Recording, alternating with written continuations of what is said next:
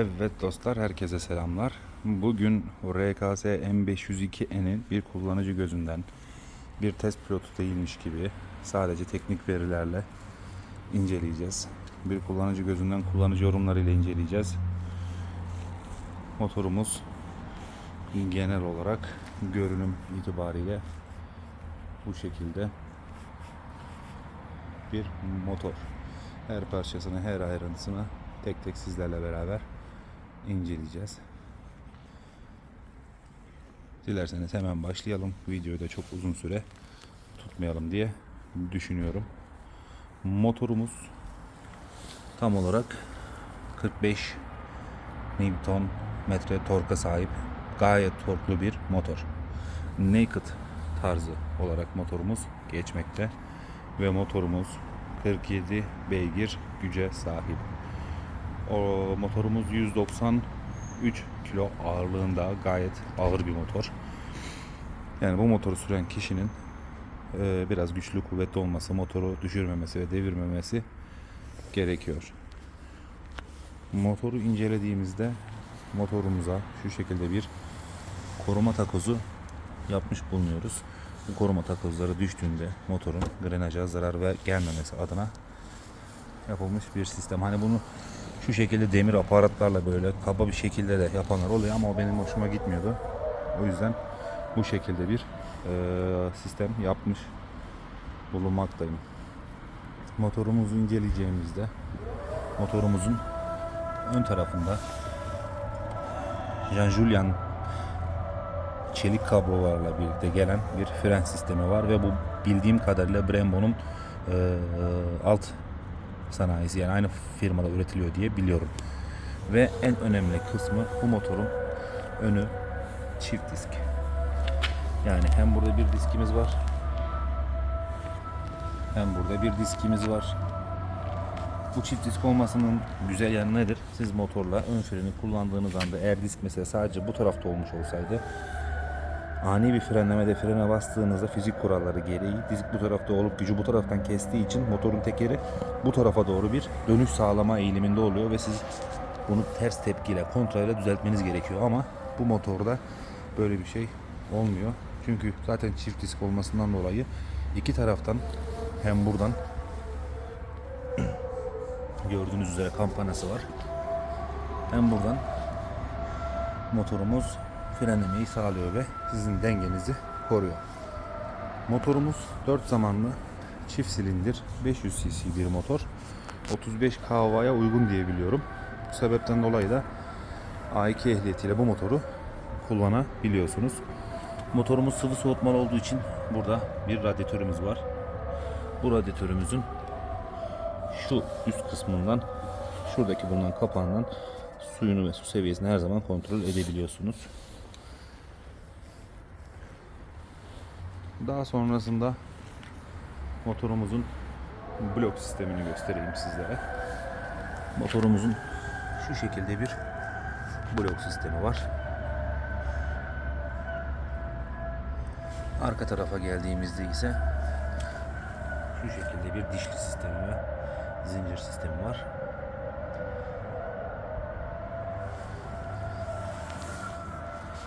Motorumuzun artçı selesi orta sertlikte, oturanı uzun vadede rahatsız edebilecek ama kısa vadede de bir konfor sağlayabilecek seviyede.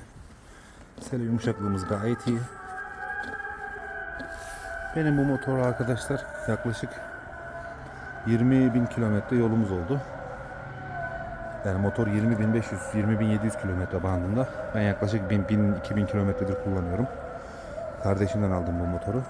O hiçbir sorun yaşamadı. Hiçbir şekilde yolda kalmadı. Bu sebepten dolayı da ben aynı şekilde motorumuzu temiz kullanarak daha uzun vade gitmeyi düşünüyorum. Şurada görmüş olduğunuz alan arka fren hidrolik. Tekrar motorumuzun ön kısmında görmüş olduğunuz ön fren hidrolik yağımızı gösteriyor. Motorumuzun ekranına gelecek olursak bizleri şöyle bir açılış ekranı karşılıyor.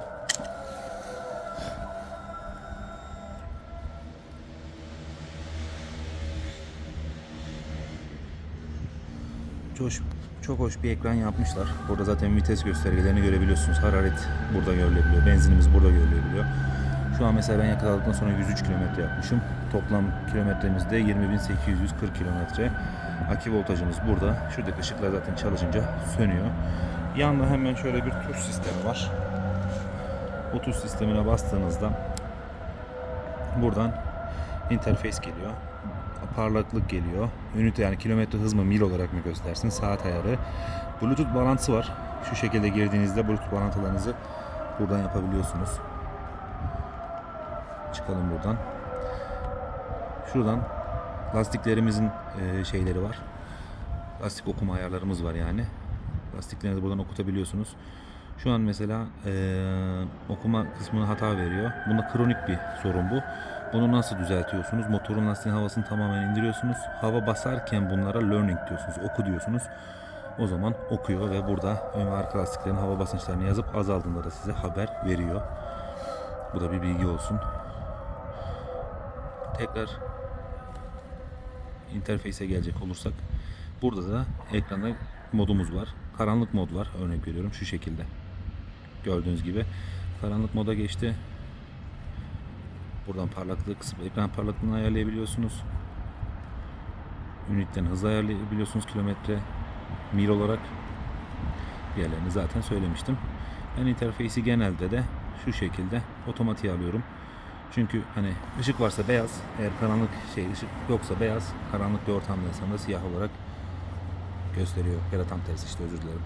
Karanlık ortamlarda beyaz, aydınlık ortamlarda siyah diyelim. Evet. Bu şekilde gösteriyor. Motorumuzun switch burada, kill switch. Kill switch açtıktan sonra marşa basarak çalıştırabiliyorsunuz. Onu da yapacağız. Ondan sonra ön panelinde sinyalleri burada. Uzun kısa farlarımız, dörtlümüz.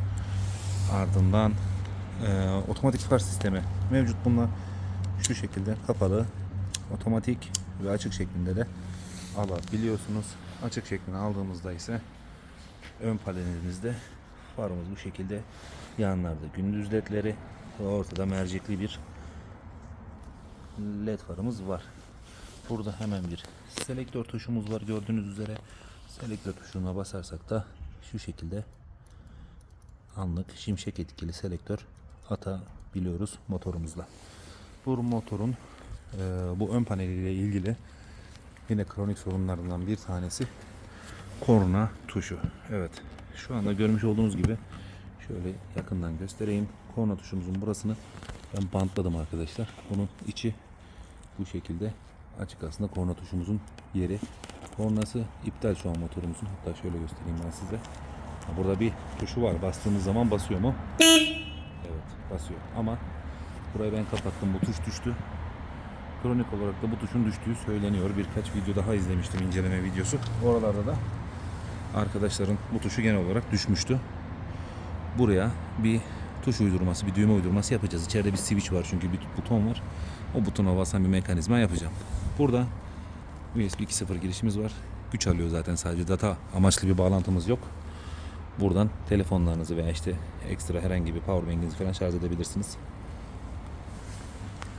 Depomuz 17 litre. 17 litre bir depoya sahibiz. Pil anahtarıyla aynı şekilde açılıyor. Şu şekilde sabit durabilen bir sisteme sahip. Menteşesi var.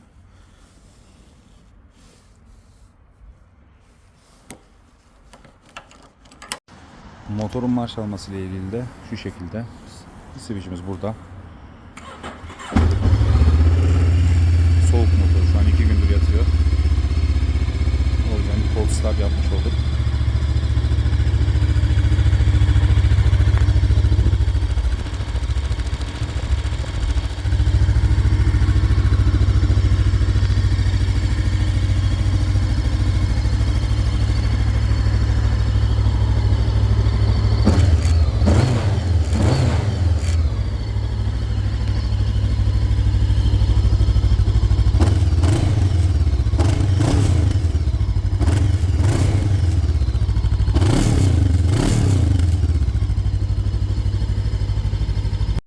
Evet, genel olarak motorumuz bu şekilde. Kornamız bozulduğu için de benim yedek bir kornam var.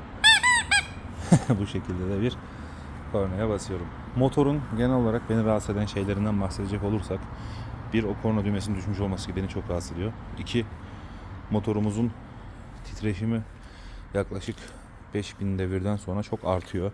Yani ayaklarını koyduğun şu alanda o titreşimi çok fazla hissediyorsun.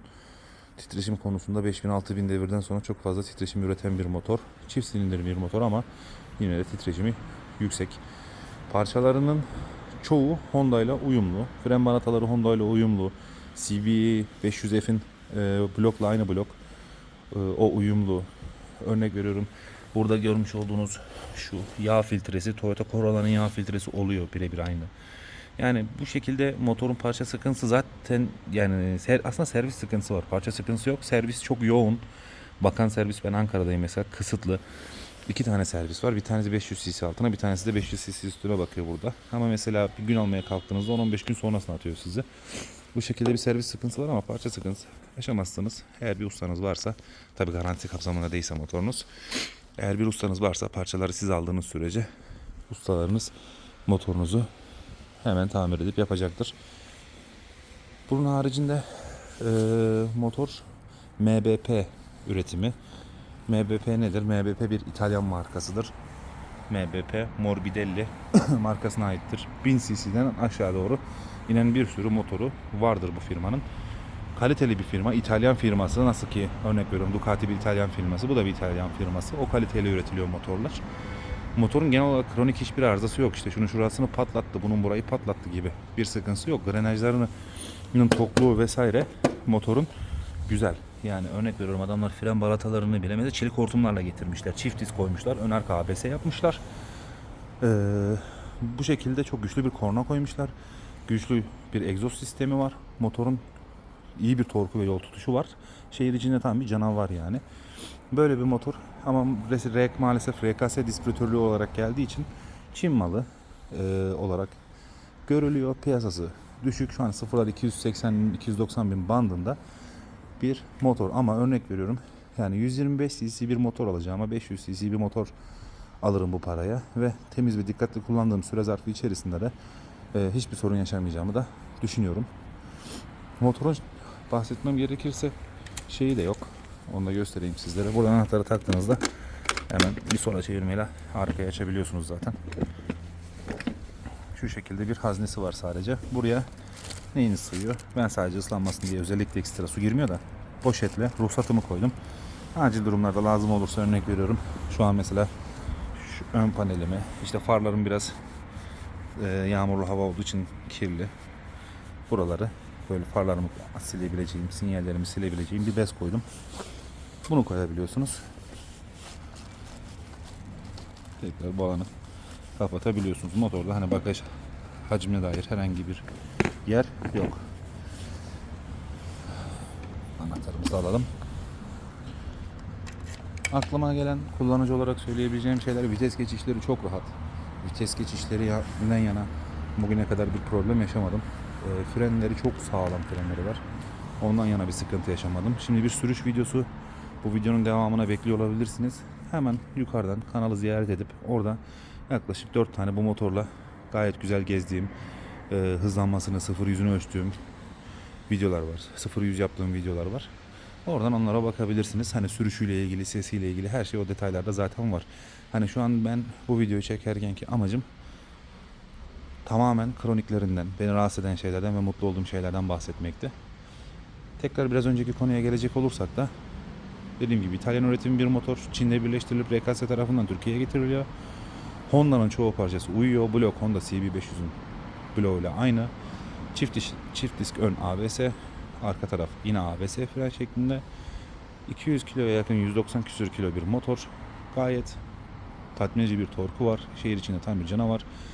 Bununla Karadeniz turlarına çıkan abilerimiz var, görüyorum. Ege turuna çıkan abilerimiz var, bunları görüyorum. Benim kardeşim bu motorla mesela İç Anadolu'dan Antalya, Ege gezip geldi tek marş. Herhangi bir sorun çıkartmadı. Hararet problemi yok motorun. Bloğu çok sağlam. Bunlarda kronik sorunlardan bir tanesi de şu şey, onu da söyleyeyim sizlere. Üst kapaktan terletme yapıyor. Şu şekilde renk farkını görüyorsunuzdur. Burada bir terletmesi var bu motorun. Hiçbir sorunu yok. Yani size hiçbir şekilde bir problem çıkaracak bir durum değil. Ama maalesef böyle bir terletme problemi de yapıyor. Yüksek hızlarda ve devirlerde çalıştığı için motorun yağ göstergesi de burada. İçine yağ koyduktan sonra şu an yatay olduğu için boş görünüyor. 90 derece konum alırsam şu iki çizginin arasında olması yeterli olacaktır. Evet, genel olarak motor bu arkadaşlar. Motorla ilgili bir sorununuz varsa, kafanıza takılan bir şey varsa her zaman her türlü sormaktan lütfen çekinmeyin. Cevaplamaktan onur duyarım. Kazasız belasız keyifli sürüşler diliyorum.